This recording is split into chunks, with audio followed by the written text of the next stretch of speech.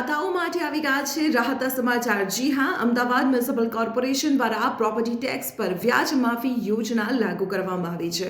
આજે તેની જાહેરાત કરવામાં આવી છે અને તેનો સીધો લાભ તમે મેળવી શકો છો। આ યોજના 3 મહિના માટે લાગુ કરવામાં આવી છે।